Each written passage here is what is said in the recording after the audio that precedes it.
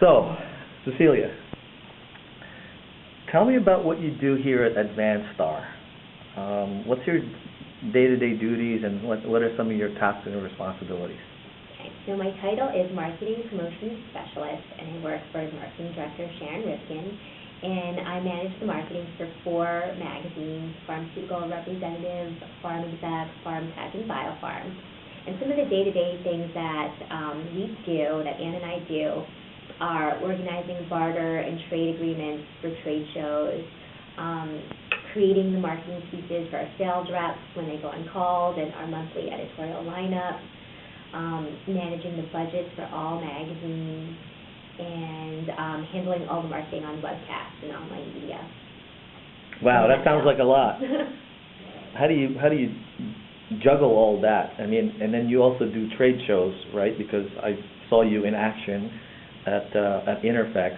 What's that all about? Well, our biggest, project that we do on a day-to-day basis is handle the trade shows. And I personally have 3 big trade shows throughout the year: Interfex, which you were just at, AAPS, and the Bio Show, which is coming up in May. And I organize the barter agreements for the trade shows and handle everything from designing the booth, going to the trade show, setting up the booth, and working the booth where we try to get subscriptions from attendees. Wow, so even then, that's still a lot of stuff that you're doing.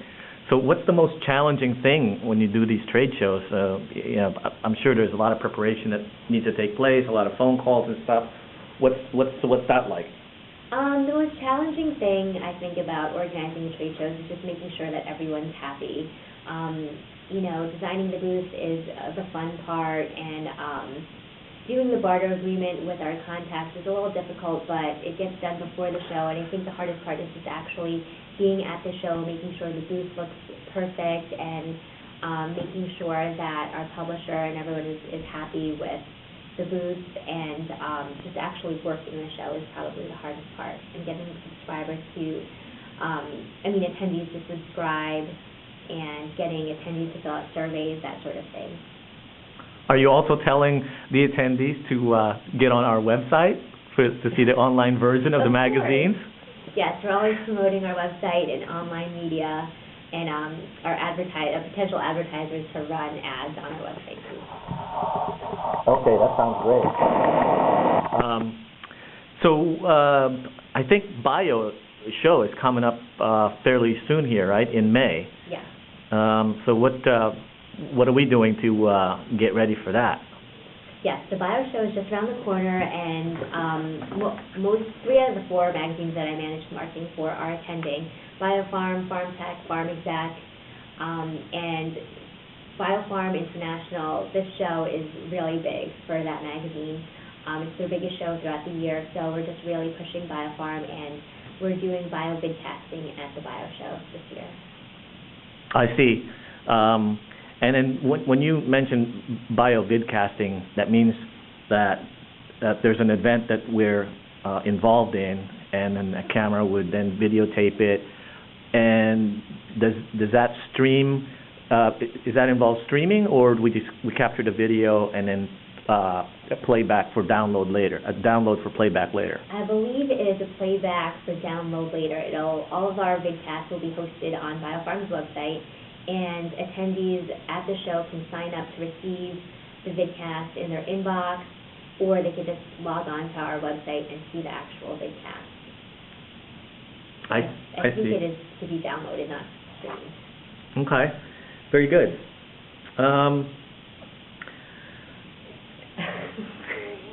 In closing. In closing, what would you like to say? In closing, I don't know. Ask one last question.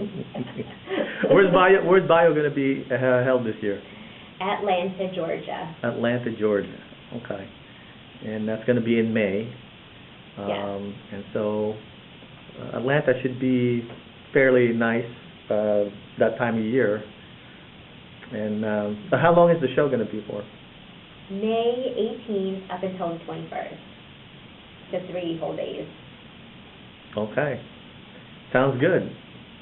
Well, thank you so much for participating in this video test, and I will report on the results very shortly here. Is it blinking? Yes, we are here. Wonderful. Okay. So, Joanna, tell us about the Emerging Leaders program that you've been intensely working on. Well, as you know, last year, Pharmaceutical Executive kicked off the Emerging Pharma Leadership Awards. And to our audience's delight, they just loved up our leaders. So this year we're doing it again, but hoping to make it bigger and better. Last year, in addition to the print product, of course, you'll remember we piloted a podcast scheme. But this year, rather than doing the same thing, we thought maybe there's an opportunity to do video and integrate more than just the sound quality, but these people's faces and their voices and their expressions, a chance to get to know them better. Oh, okay, you just led into what I was going to ask you next, is that's the type of content you're thinking about creating for this. So we're talking about videos, and it would be like, are you thinking more like an interview style or just a straight monologue? Or what? I definitely think the interview style works really well, and the goal would be to get these leaders to tell us in their own words that mix of history, passion, career, as well as directions for the future. And we won't bang on the table to shake the camera anymore. So sort of a mix. The goal would be to inspire our audience and show them who the future leaders of the industry are. Okay, sounds great.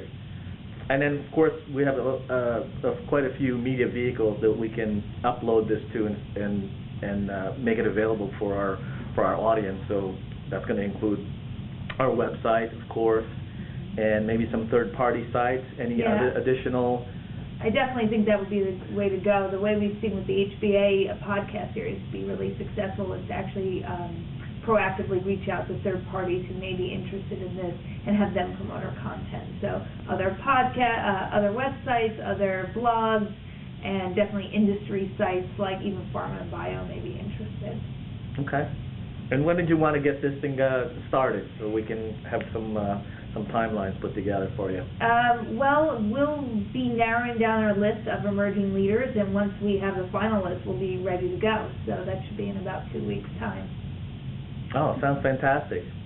Any other future events or opportunities that you're thinking of off the top of your head? I think that's all for today. One can only come up with genius so often. All right, very good then. That's a wrap. Thanks. Hello, this is James Motomal from Employee Communications, talking today with Jane Mayer of the Verizon Foundation. We're just checking in on what's new and upcoming with the foundation. Jane, what's going on with the foundation? Well, the results are in from our Hope Line Drive, which took place back in April. And thanks to more than 800 Verizon volunteers and the generosity and community spirit of our employees, we collected more than 10,000 cell phones, which will be used to help victims of domestic violence. Wow, that sounds tremendous. Yeah, the results were great, and now we're planning our holiday campaign. Is that the season's readings? This year we're trying something a little bit different. This year we're going to ask employees to vote on what our campaign should be. And they can do that by completing the quick poll survey found on the Verizon Foundation's website and the eWeb. Huh, what choices do employees have? Employees can choose between a children's book drive, a toy drive, or a food drive. And based on popular vote, we'll launch our campaign in November. Sounds like an interesting new twist to the program. I'll be sure to cast my ballot early. Well, thanks for sharing with us, Jane. Thank you, James.